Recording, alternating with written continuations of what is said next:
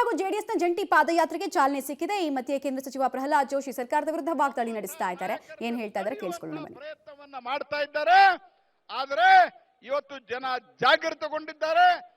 NDA ನೇತೃತ್ವದಲ್ಲಿ ಭಾರತೀಯ Janata party JDS ನೇತೃತ್ವದಲ್ಲಿ ಇವತ್ತು ನಾವು ಈ ಸಂಘರ್ಷವನ್ನ ಈ ಹೋರಾಟವನ್ನ ಲಾಜಿಕಲ್ ಎಂಡ್ಗೆ ತೆಗೆದುಕೊಂಡು ಹೋಗ್ತೇವೆ. ಕಾನೂನಿನ ಹೋರಾಟವನ್ನು ಮಾಡ್ತೇವೆ, ರಾಜಕೀಯ ಹೋರಾಟವನ್ನು ಮಾಡ್ತೇವೆ. ಸಿದ್ದರಾಮಯ್ಯನವರೇ, ನೀವು ಮನೆಗೆ ಹೋಗುವಂತ ಕಾಲ ಬಂದಿದೆ. ನಾನು ಕೊನೆಯದಾಗಿ ಒಂದು ಮಾತನ್ನ ಹೇಳ್ತೇನೆ. ನೀವೇನ್ ಹೇಳಿದ್ರಿ? ನನ್ನ ಜೀವನ ತೆರೆದ ಪುಸ್ತಕ, ಶುದ್ಧ ಹಸ್ತದ ರಾಜಕಾರಣ. 2013ರಿಂದ 2018ರವರೆಗೆ ರೀಡು ಮಾಡಿದ್ದಾರು. ಕೆಂಪಣ್ಣ ಆಯೋಗದ ವರದಿಯನ್ನ ಯಾಕಿಟ್ಟಿಲ್ಲ ನೀವಿನ್ನು? 650 ಎಕರೆ ನಿಮ್ಮ ಕೈಯಲ್ಲಿ 80 ಲಕ್ಷ ರೂಪಾಯಿ ವಾಚ್ ಇತ್ತಲ್ಲ, ಅದರ ಲೆಕ್ಕ ಏನು? ಇವತ್ತಿನವರೆಗೆ ಅದಕ್ಕೆ ಉತ್ತರ ಕೊಟ್ಟಿಲ್ಲ. ವಾಚ್ ಅನ್ನ ವಾಪಸ್ ಕೊಟ್ಟರು ಅನೇಕ ದಿವಸಗಳ ಕಾಲ ಧರಿಸಿ. ಅಂದ್ರೆ ಕಳ್ಳತನವನ್ನ ಮಾಡಿ ವಾಪಸ್ ಬಿಟ್ಬಿಟ್ರೆ ಕಳ್ಳನನ್ನ ಬಿಟ್ಟು ಬಿಡ್ತಾರ? ಹಾಗಾಗಿ ಅವತ್ತೂ ಭ್ರಷ್ಟಾಚಾರ, ಇವತ್ತೂ ಭ್ರಷ್ಟಾಚಾರ. ಕಾಂಗ್ರೆಸ್ ಅಂದ್ರೆ ಭ್ರಷ್ಟಾಚಾರ, ಭ್ರಷ್ಟಾಚಾರ ಅಂದ್ರೆ ಕಾಂಗ್ರೆಸ್.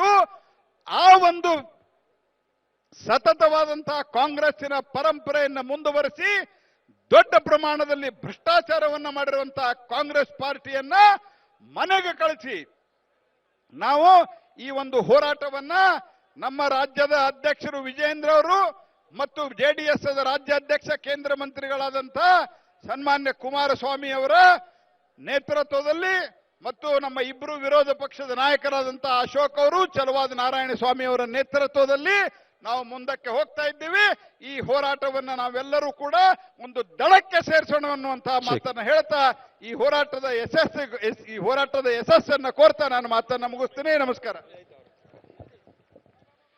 ಈಗ ಪ್ರಹ್ಲಾದ್ ಜೋಶಿ ಅವರು ಈಗಷ್ಟೇ ಹ್ಯುಬ್ಲೋ ವಾಚ್ ಬಗ್ಗೆ ಪ್ರಸ್ತಾಪ ಮಾಡ್ತಾ ಇದ್ರು. ಜೊತೆಗೆ ಅರ್ಕಾವತಿ ಡಿನೋಟಿಫಿಕೇಶನ್ ಪ್ರಕರಣದಲ್ಲಿ ಸಿಎಂ ಸಿದ್ದರಾಮಯ್ಯ ಅವರ ಹೆಸರು ಆಗಿನ ಕಾಲದಲ್ಲಿ ಕೇಳಿ ಬಂದಿದ್ರ ಬಗ್ಗೆ ಕೂಡ ಆ ಪ್ರಕರಣ ಏನಾಯ್ತು, ಕೆಂಪಣ್ಣ ಆಯೋಗ ಕೊಟ್ಟಂತಹ ವರದಿ ಏನಾಯ್ತು ಅಂತ ಪ್ರಶ್ನೆಯನ್ನು ಕೇಳಿದ್ರು. ಜೊತೆಗೆ ಇಲ್ಲೂ ಕೂಡ ನೇರವಾಗಿ ಬಡವರಿಗೆ ದಕ್ಕಬೇಕಾಗಿದ್ದ ಸೈಟ್ಗಳನ್ನ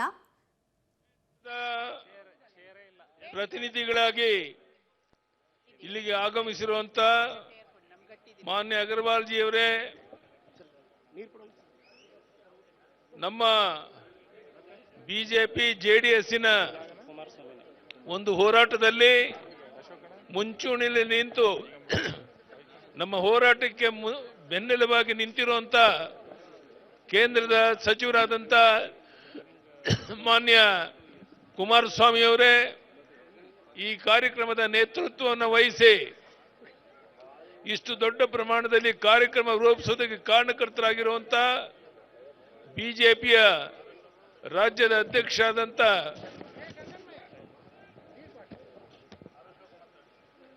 ನಮ್ಮೆಲ್ಲ ಮುಖಂಡರುಗಳೇ, ಇಷ್ಟು ದೊಡ್ಡ ಸಂಖ್ಯೆಯಲ್ಲಿ ಸೇರಿರುವಂತ ಆತ್ಮೀಯ ನನ್ನ ಬಂಧುಗಳೇ, ಅಣ್ಣ ತಮ್ಮಂದಿರೇ, ತಾಯಂದಿರೇ, ಮಾಧ್ಯಮದ ಸ್ನೇಹಿತರೆ, ಬಹಳ ಜನ ಮಾತನಾಡೋರಿದ್ದಾರೆ. ನಾನು ಇಷ್ಟೇ ಹೇಳಕ್ಕೆ ಇಚ್ಛೆ ಪಡ್ತೇನೆ. ಭ್ರಷ್ಟಾಚಾರದಲ್ಲಿ ಸಿಕ್ಕಿ ಇನ್ನೇನು ರಾಜೀನಾಮೆ ಕೊಡಕ್ಕೆ ಸಿದ್ಧರಾಗಿರುವಂತ ಹಂತದಲ್ಲಿರುವಂತ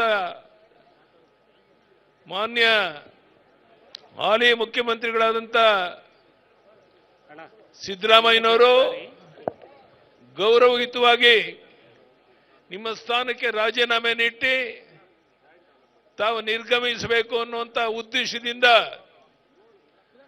ಬೆಂಗಳೂರಿನಿಂದ ಮೈಸೂರುವರೆಗೆ ಪಾದಯಾತ್ರೆ ಹೊರಟಿದ್ದೇವೆ. ನನಗನ್ಸುತ್ತೆ ಈ ಪಾದಯಾತ್ರೆಯ ಮಧ್ಯದಲ್ಲೇನೆ ಮಾನ್ಯ ಸಿದ್ದರಾಮಯ್ಯನವರು ರಾಜೀನಾಮೆ ಕೊಟ್ಟು ಮನೆಗೆ ಹೋಗುವುದು ನಿಶ್ಚಿತ. ಭ್ರಷ್ಟಾಚಾರದಲ್ಲಿ ತೊಡಗಿರುವಂತ, ಜನಹಿತವನ್ನು ಸಂಪೂರ್ಣ ಮರ್ತಿರುವಂತ, ಲೂಟಿ ಹಗಲು ದರೋಡೆನಲ್ಲೇ ನಿರತರಾಗಿರುವಂತ ಸಿದ್ದರಾಮಯ್ಯನವರು ಗೌರವಯುತವಾಗಿ ರಾಜೀನಾಮೆ ಕೊಟ್ಟು ಹೋಗಬೇಕು ಅನ್ನುವಂತ ಒತ್ತಾಯ ಮಾಡೋಕ್ಕೋಸ್ಕರ ಇಲ್ಲಿ ಬೆಂಗಳೂರಿನಿಂದ ಮೈಸೂರುವರೆಗೆ ಈ ಪಾದಯಾತ್ರೆ ಮಾಡ್ತಾ ಇದ್ದೇವೆ. ಈ ಒಂದು ವಿಶೇಷವಾದ ಸಂದರ್ಭದಲ್ಲಿ ನಮ್ಮ ಜೆಡಿಎಸ್ ಸ್ನೇಹಿತರು, ಬಿಜೆಪಿಯ ಮುಖಂಡರುಗಳು, ವಿಶೇಷವಾಗಿ ಕೇಂದ್ರದ ಸಚಿವರಾಗಿ ಇಡೀ ರಾಜ್ಯಕ್ಕೆ ಮಾರ್ಗದರ್ಶನ ಮಾಡ್ತಿರುವಂತ ಮಾನ್ಯ ಕುಮಾರಸ್ವಾಮಿ ಅವರು ಬಂದಿರುವಂತಹದ್ದು ನಮಗೆ ದೊಡ್ಡ ಒಂದು ಶಕ್ತಿಯನ್ನು ತಂದಂತಾಗಿದೆ. ಬಿಜೆಪಿ ಜೆಡಿಎಸ್ ನೇತೃತ್ವದಲ್ಲಿ ಈ ಪಾದಯಾತ್ರೆ ಯಶಸ್ವಿಯಾಗೋದು ನಿಶ್ಚಿತ. ನಮ್ಮ ಪಾದಯಾತ್ರೆ ಮುಗಿಯೋದರ ಒಳಗಾಗಿ ಗೌರವಯುತವಾಗಿ ಸಿದ್ದರಾಮಯ್ಯನವರ ಸ್ಥಾನಕ್ಕೆ ರಾಜೀನಾಮೆ ಕೊಟ್ಟು ಹೋಗಬೇಕು. ಇಲ್ಲದಿದ್ರೆ ಜನ ನಿಮ್ಮನ್ನ ಕ್ಷಮಿಸೋದಿಲ್ಲ. ರಾಜ್ಯಪಾಲರು ಮತ್ತೊಂದು ಕುಂಟು ನೆಪ ಹೇಳ್ದೇನೆ ನೀವು ಮಾಡಿರುವಂತಹ ಭ್ರಷ್ಟಾಚಾರದ ಹಗರಣಗಳು ಬಯಲಾಗಿರುವಂತಹ ಈ ಸಂದರ್ಭದಲ್ಲಿ ಗೌರವಯುತವಾಗಿ ನಿಮ್ಮ ಸ್ಥಾನಕ್ಕೆ ರಾಜೀನಾಮೆ ನೀಡಿ ಒಂದು ಬದಲಾವಣೆಯನ್ನು ತರೋದಕ್ಕೆ ನೀವೇ ಮುಂಚೂಣಿಯಲ್ಲಿ ನಿಲ್ಲಬೇಕು ಅನ್ನೋ ಒತ್ತಾಯವನ್ನು ಮಾಡ್ತಾ ಈ ಅಪರೂಪದ ವಿಶೇಷವಾದ ಸಂದರ್ಭದಲ್ಲಿ ಇವತ್ತೇನು ಜೆಡಿಎಸ್ ಬಿಜೆಪಿ ಒಂದಾಗಿ ಹೊರಟಿದ್ದೇವೆ, ಈ ಹೊಂದಾಣಿಕೆ ಮುಂದೆ ಬರೋ ದಿವಸದಲ್ಲಿ ಕರ್ನಾಟಕದಲ್ಲಿ ಬಿಜೆಪಿ ಜೆಡಿಎಸ್ ಸಮ್ಮಿಶ್ರ ಸರ್ಕಾರ ಮಾಡೋದ್ರ ವರೆಗೂ ಸಹ ಈ ಹೋರಾಟ ಮುಂದುವರಿಯೋದಿದೆ. ಅದಕ್ಕೆ ನಿಮ್ಮೆಲ್ಲರ ಸಹಕಾರ ಬೆಂಬಲ ಇರಬೇಕು ಅಂತ ಕೈ ಜೋಡಿಸಿ ಪ್ರಾರ್ಥನೆ ಮಾಡಿ, ಇಷ್ಟು ದೊಡ್ಡ ಸಂಖ್ಯೆಯಲ್ಲಿ ಸೇರುವಂತ ನಮ್ಮ ಕಾರ್ಯಕರ್ತರಿಗೆ, ಮಾಧ್ಯಮದ ಸ್ನೇಹಿತರಿಗೆ, ವೇದಿಕೆ ಮೇಲಿರುವಂತ ಮುಖಂಡರಿಗೆ ವಂದನೆ ಅಭಿನಂದನೆಯನ್ನು ಸಲ್ಲಿಸಿ ನನ್ನ ಮಾತನ್ನು ಮುಗಿಸ್ತೇನೆ. ಧನ್ಯವಾದಗಳು, ನಮಸ್ಕಾರ. ಮಾಜಿ ಮುಖ್ಯಮಂತ್ರಿ ಬಿಎಸ್ ಯಡಿಯೂರಪ್ಪ ಅವರು ಪಾದಯಾತ್ರೆ ಮುಗಿಯೋದ್ರ ಒಳಗೆ ಸಿಎಂ ಸಿದ್ದರಾಮಯ್ಯ ಅವರು ಅಧಿಕಾರವನ್ನ ಕಳೆದುಕೊಳ್ಳೋದು ನಿಶ್ಚಿತ ಅಂತ ಭವಿಷ್ಯವನ್ನ ಕೂಡ ನುಡಿತಾ ಇದ್ದಾರೆ. ಹಾಗೆ ಈ ಪಾದಯಾತ್ರೆ ಅತ್ಯಂತ ಯಶಸ್ವಿಯಾಗಿ ಜನಾಂದೋಲನದ ರೂಪದಲ್ಲಿ ಸಾಗೋದ್ರಲ್ಲಿ ಯಾವುದೇ ಅನುಮಾನ ಇಲ್ಲ ಅಂತ ಕೂಡ ಬಿಎಸ್ ಯಡಿಯೂರಪ್ಪ ಅವರು ಹೇಳ್ತಾ ಇದ್ದಾರೆ. ಸಿದ್ದರಾಮಯ್ಯ ರಾಜೀನಾಮೆ ಕೊಡಬೇಕು, ಆ ತರ ಇರ್ಬೇಕು ನಮ್ ಘೋಷಣೆ. ಭಾರತ್ ಮಾತಾ ಕಿ ಜೈ ಶ್ರೀರಾಮ್.